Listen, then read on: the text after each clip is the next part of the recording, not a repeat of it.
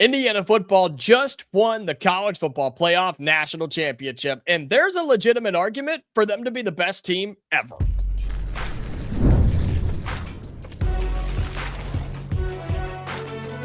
You are Locked On College Crossover, part of the Locked On Podcast Network. Your team every day. Welcome, and it is a Locked On College crossover of Hoosiers and the Portal. I'm Jacob Goins of Locked On Hoosiers. He is Brian Smith, host of the Portal podcast in, I don't know, a warehouse, an apartment, a high-rise somewhere. I don't really know where Brian is right now. He seems to never stop moving in this day and age. And so thank you, Brian, for being with us. Thank you, audience, for being with us as well, as we have tons to go over on today's show. But want to let you know that it is brought to you by FanDuel. FanDuel is officially in playoff mode every game day during the NFL playoffs. FanDuel is giving customers even more ways to get in on the action. Visit FanDuel.com to get started. Well, at the end of today's show, we're going to do kind of some college football playoff takeaways, plus start to look ahead to next season because it's never too early to do that. Brian has his top 5 teams for 2026. We'll talk about that at the end of the show, plus how Indiana won the national championship and why they can do it again. But Brian, I think there is an argument for this current Indiana football team that just won the national championship against Miami. They have a legitimate argument to be the greatest team of all time in the history of college football. It's the only team to ever go 16-0, so that's a pretty important data point. I'm not trying to be mean, but they bludgeoned most teams. Yeah. Thank you, Illinois, to get that started. And it's a team that won in clutch moments when they didn't have their – like Fernando wasn't great Monday night. He missed some throws so bad that they couldn't even be picked. It was wild. That throw in the end zone later in the game, like he was behind the DB. Yeah. But then when he had to on the final touch, like he may play. It was an odd game in some ways because obviously Miami's offense was offensive and all that. But IU found ways to win different ways. Block punt. Sure, why not? That block punt won him the national championship. Yep. Didn't have that on my bingo card, but that's what great teams do. Indiana is historic. I don't know how you really grade it. I haven't had a chance from a totality standpoint. But, Jacob, tell me, what area do you go? Indiana wasn't very good at that. Name a spot. You don't have one. You literally don't have one. That's why you can put them in the – I would still probably say that early Miami team, 2001 or whatever, or 95 Nebraska. But Indiana doesn't fit in this year's group either, and they won the national title. So that's why it's so fascinating, because they took a bunch of kids from a lot of different places, and the blend was unbelievable. I'm going to be really interested to see how many guys not only get drafted off this team, Jacob, but how many stick. Mm-hmm. I bet they'll have a higher ranking of players that just make free agency and stick than anybody else. You're saying stick in the league, like stick in the NFL. Free agent guys that are like the second string tight end or linebacker or whatever, because they're coached so well. That's part of the equation that's very difficult. I'm going to bring up something that makes you want to cuss at me, but it's part of it. Haynes will probably be gone after next year as a head coach because he's the greatest head coach in candidate that got passed over that I've ever seen. It's hilarious. The OC at Miami is very good, and he made him look like a 7-year-old. Yeah. They had, 26 yards going into their final drive. Like, it was ridiculous. So they had so many points that you could go with and say, this is our reason for winning it. Yeah. I can't even pick which one's the top of the board. And I think that's why I would put Indiana in that conversation as the greatest or one of the best to ever win a national championship. I know the 2019 LSU team gets thrown in there with Joe Burrow, but let's use that comparison for a second, Brian. That team was an NFL team. That was a NFL squad that was coached by Ed Orgeron, who got canned, a year or two later? That was a team that had Jamar Chase. It had Joe Burrow. It had dudes on the defense that are now playing on Sundays. Indiana didn't have that. Indiana built off of what they did last year. They got better in the offseason, and they just embarrassed most people that they played. They didn't embarrass Miami, and I didn't think they would, but they won, and they beat them, and they handled them and did it in untraditional ways. And the turnaround we continue to talk about for Indiana Curt Cignetti as a coach that nobody knew when he got hired in Bloomington, and the idea that Indiana beat every team in front of them with 3 stars on the roster, that to me takes over everything else. And on any team in history, there was no, I don't know. I just think that means more to me. I think it means more to the greatest of all time. And we'll never know whether Indiana and that LSU team or that Miami team or an Alabama team, if they were to get on the same field, who would win. We'll never know that answer. But I think this team and the story and the way they did it is why they're the best to ever do it. They're probably the most unique at minimum, because I said this on multiple podcasts in the last 48 hours. They break every metric there is. Obviously, I'm a recruiting guy. They break every metric there is, because the vast majority of teams that win it, on like Bud Elliott's a friend of mine. He does the recruiting rankings thing that we all talk about. There's 60% or more 4- or 5-star players on the roster. Indiana That's blue chip, right? Blue chip ratio.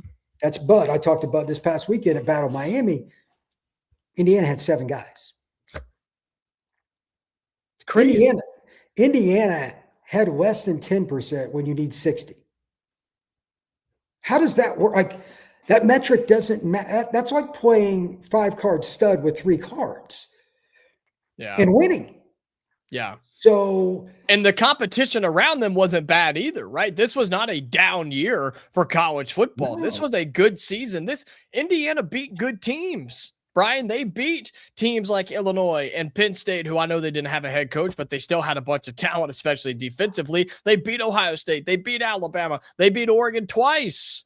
And then they beat Miami, who maybe had the best defensive line in college football. Like, there are very few arguments that go against it other than, well, they didn't average 70 points a game like LSU did. Who cares? Who cares? You had the Heisman Trophy winner. You're going to have you have the best defensive coordinator in the country. You have the best current head coach in the country, and you went 16-0, something no other team has ever done in the history of the sport.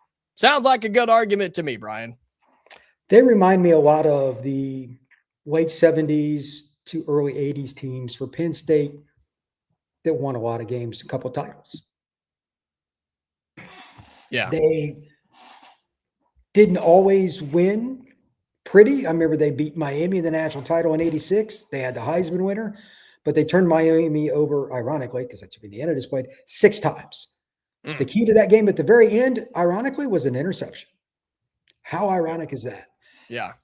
It's just how this works, man. Like, coaching, continuity, fit, culture, those words are beaten to death. Every coach sells that in recruiting and to transfer guys, but Indiana doesn't have to sell it, because they can just show the film and say, watch that. Yeah, and that's why it's so special that they capped it off with a national championship, but it's also special to think about they may not be going anywhere, and Indiana has a formula, and they're going to stick to it. We talk about what that is, how they executed it so well, and what they'll do in the future right after this on this Locked On crossover of the Portal and Locked On Hoosiers. This Locked On crossover of Hoosiers and the Portal is brought to you by FanDuel. The NFL playoffs are here, and FanDuel is giving all customers even more ways to get in on the action every single game day of the playoffs. Because right now, every NFL playoff game day, FanDuel users get a profit boost waiting for them in the app. Here's what I love about it. Okay, you've got 2 games coming up this weekend, the AFC Championship game and the NFC Championship game. If you think the Patriots are going to get all after Jarrett Stidham and he's going to play a terrible game in his, 5th ever career start, you can jump on FanDuel and bet on certain things like that, and then use a profit boost on top of it to get a payout on the bets that you already like. So that's why right now is the best time to start. You can then apply those profit boosts, even bigger winnings, and when you win, FanDuel pays out instantly, which is perfect for playoff football. FanDuel is the best way to get in on the action all playoff long, so visit FanDuel.com right now to get your NFL playoff profit boost every single game day. Welcome back into this crossover edition of Hoosiers and the Portal. He is Brian Smith, host of the Portal Podcast, part of our Locked On Podcast Network. I'm Jacob Goins of Locked On Hoosiers. And Brian, you and I have talked about this first part of the topic here several times throughout this season on how Indiana and Curt Cignetti and this staff mastered the portal. You've talked a lot about how their scouting, their recruiting, their closing, and then their development of players is something unlike you've really ever seen in college football. Are you able to add to that at all now that they're national champions because of all of those things? It's I don't know where to even begin. Like you said in the last segment, Indiana beat a ton of really good teams in different ways and all that. How they do it again wouldn't shock me because here's something I've had a lot of people ask just to kind of put it into perspective. They brought in 13 guys, if I'm right, from JMU first year. Mm-hmm. And then I think it was 8 they brought back. They find ways to adapt to what they have. And that's the end all be all. They adapt. Most coaching staffs hate that word. They don't even want to try. Yeah. So they get the right roster. They get the right players. I just don't think there's anything that you can compare it to, which is what I do. Makes this very frustrating, especially since it's my alma mater. I don't understand what they're doing and it's working. But like what they just did in the formula has never even been tried. Yeah. Let alone be successful in year 2. Name a sport you've seen anything like this. Even in baseball with free agency where you could flip it. With the Yankees money or the Dodgers money, maybe, if you've got a dominant starting pitcher. But that'd be about the only thing close I could throw at you. Mm-hmm. And in football, man, it's really hard to go quick. Because there's so many players. I mean, there's so many positions. There's so many factors going on at one time. Yeah, it's a bureaucracy. It's kind of like federal government as compared to civic government. Yeah. It's just a bigger animal to tackle. So, like all the things that they had to do, the only thing that I can say for sure that really helped them, and this is the new model that I've talked about, everybody keeps asking me on every crossover I do, if you take a job somewhere, because of Cignetti, you have to bring players with you in the meeting. Like you got to explain, basically you're going to rob the school you're at. It's kind of unfortunate, but if you don't believe me, go ask Iowa State how that's going for them with the Penn State maneuver. Yeah. Boy, that is, it's 20 plus guys. That's going to be rough next year in Ames. So you have to look at it from a perspective, or you got to bring in guys that can teach other players and hit the ground running. Surratt, Fisher, obviously you can't put a bow around how important Mendoza was, and he wasn't JMU, but holy cow. Mm-hmm. Everybody they bought in, like Black, like they had 2 running backs, I think that'll make rosters. They didn't complain. But you can't make this stuff up. It's off a computer screen. It's like AI for college football. Yeah. So I've proposed a question with this though, Brian, to a couple of people, and it's an impossible question to answer, but I'll propose it to you anyway. This strategy, right? This formula for Indiana, which was we don't have to have the best of the best. We just want guys that we believe in, we trust, they're going to fit our system, they're going to play our style, they're going to buy in. It obviously worked in the short term, right? In 2 years, you turned it around and won a national championship. Is that something that can lead to long-term success? I mean, are we talking about Indiana being not a dynasty, because I think those are over in college football because of all of the portal and NIL and things, but is this something Indiana can live on for the next decade or however long Curt Cignetti coaches and be competitive and at the top and competing for national titles? They can at least be in the hunt. They'll be in my top 5 preseason, and I think most people will. We'll talk about the portal a little bit here in a minute. But the key is like when they lose one of their coordinators or a quarterback coach or whatever, you got to replace them with somebody else you trust. Mm-hmm. Right now, who would you trust more than Cignetti to make the right hire? I mean, he's certainly at the top 5 list. Him and Kirby, they don't miss often when they have a critical spot. Not that they're perfect, but like that's the biggest key. Name a team that has a better coordinator combination than Shanahan and Hand. There isn't one. Well, most of them have been plucked. Most of them have been stolen, and they're head coaches now. That's why I said earlier that Haynes being in Bloomington still is the biggest coup of the entire offseason. What are these people doing?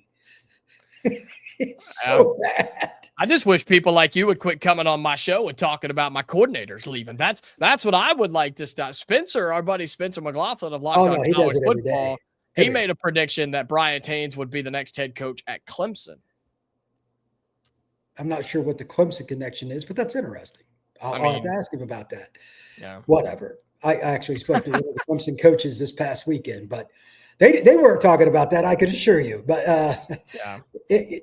He's going to be somewhere more than likely. But if he's going to leave and you can't just replace him, they'll have somebody that fits in, that comes up the ladder, and they're replacing with an assistant or whatever that Cignetti knows, because he's been in college coaching for 35 years or whatever it is. He's always been a college lifer. Yeah. So I'm not real worried about it. And here's the only question I have. I brought up the JMU thing. You're no longer going to have that or Mendoza. Mm-hmm. So the plug and play and everybody learning the system from the guys, that's over. It's a good point. That's a big piece. Yeah. If they fall off, that'll be the reason, in my opinion. Again, Mendoza, you're not going to replace. I get it. Yeah. But they had like Aiden Fisher calling the defense and telling everybody what to do. Pons and those guys. All these guys came over. Yeah. They're all gone. That'll be interesting.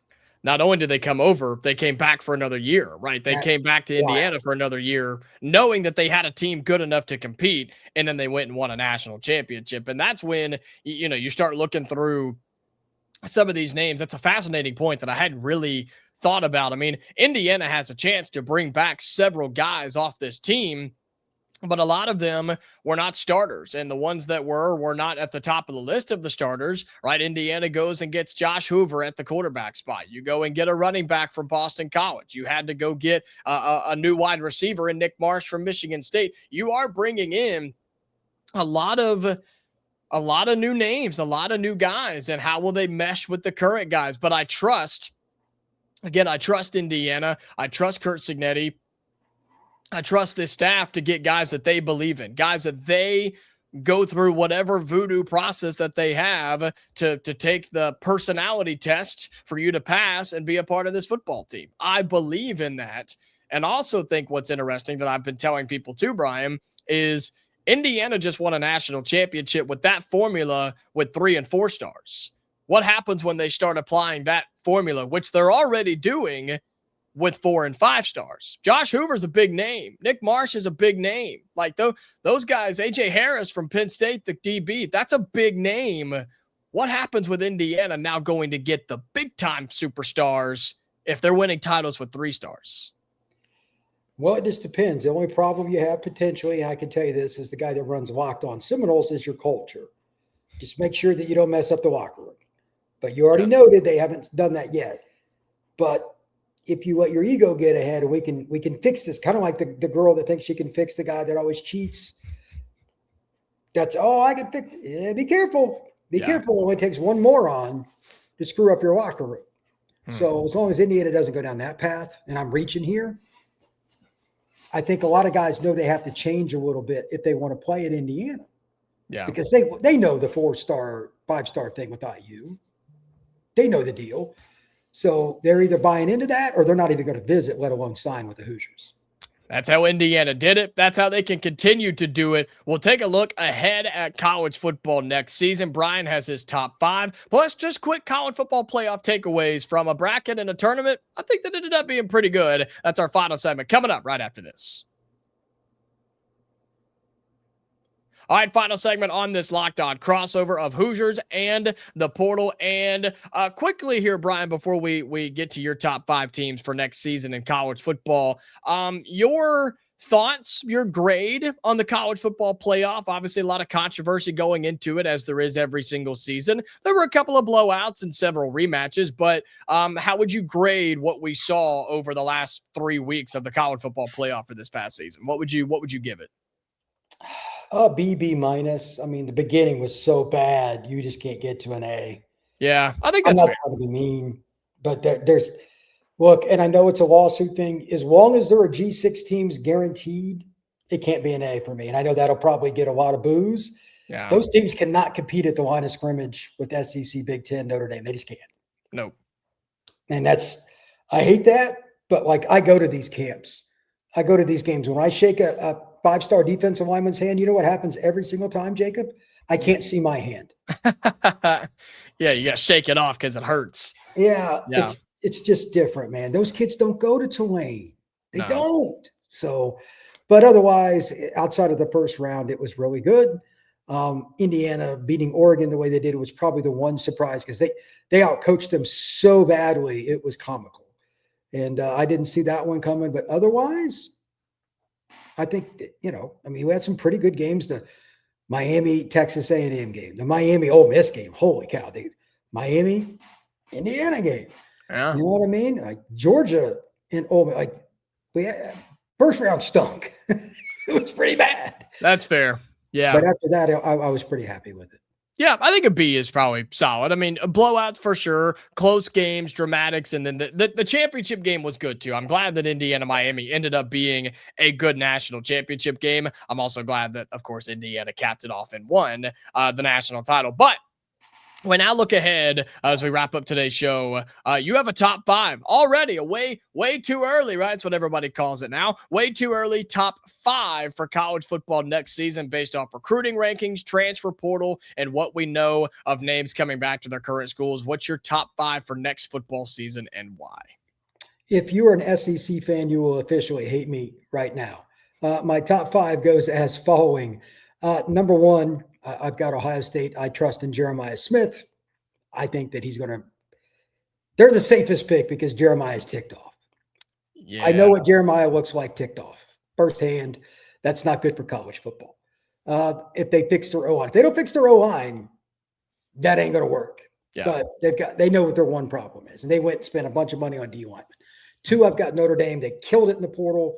They got Carr back. They finally got an elite wide receiver group. It will be gross. And their D-line will be top 5 in college football. Not really shocking. I'm going to put Indiana number 3, Okay. Georgia 4, Oregon 5. Like those aren't really surprising. Texas is the one I want to put in the top 5. But here's my problem. You tell me if I'm goofy with this. I'm not really sure what to make of Arch because when he's good, my God, he's good. Yeah. When he's not, I'm like, what the hell was that? They're the team that I don't know how to rank, and I will openly accept that. If you want to put them 1 to 5, go ahead. Isn't that as much on Sark, though, as it is on Arch? Isn't that on Sark and the offensive staff there? Because he's so talented, and we knew the hype going in. He was never, ever, ever, Brian. He was never going to reach the expectations that were put on him. Now he's got a receiver 1 to throw to with Cam Coleman, so that's exciting for him. But I put that as much on Sark as I do on Arch, on his lack of development. Look, their offensive scheme, it's not West Coast offense, Bill Walsh. Yeah. But it's not as easy as some others. It's certainly not Lincoln Riley's, and it's really not Tennessee's like 3 read, like this 3 different routes kind of thing offense. Yeah. And he's just had some struggles when he plays teams that can run anything post snap. Now he's had a year to go through that. I'm going to, especially, I know Cam Coleman, and so do you. Like, if he can't find him, then he can't find. Then it's on him. Yeah, it's over. Yeah, it's over.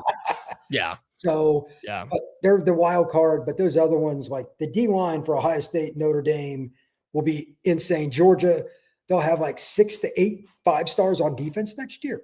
That's good, by the way. Oregon is the wild card in this. Here's a stat for you. I think they'll get a few back, but they've lost. You ready for this? 7 defensive linemen to the portal. Oh, 7? The only reason I put him in there is having Dante as a senior with those receivers. I think they're going to just kill it offensively. Yeah. The running back room is gross. They did lose Sadiq early. Oregon's the one I'm taking the biggest chance on. If you want to move them out, I understand it. But I know Dante. I trust him, and I think he'll get better. So that's probably the biggest. If you wanted to flip like Oregon and Texas, I get it. But like Indiana, Notre Dame, and Ohio State, I trust those staffs. Like, yeah, they've got D lines, they've got quarterbacks. Yeah, I think one of those 3 will win it next year. I love it. I love the confidence in Indiana. I think so too. I think they should be up there. I think they should be respected. The fact that they have not, they haven't lost a game in over a year, and Cignetti's lost twice in his entire Indiana career. So betting against them is just not a good idea for Indiana. So very excited to see what they're able to do next year. We don't want to get there too quick, though, Brian. We are still celebrating an Indiana national championship right 100%. Now. Basketball season is not even a thing. Fans don't care, and they shouldn't care because of how bad it's going. And so I appreciate you hopping on, talking all things portal, talking about Indiana, and previewing shortly the upcoming season in college football. Make sure you check him out on the Portal Podcast, part of the Locked On Podcast Network. Same thing with my show of Locked On Hoosiers. You can subscribe on YouTube, follow us on your audio podcasting platforms as well. We are back tomorrow for another episode. So until then, stay safe, and we'll talk to you later.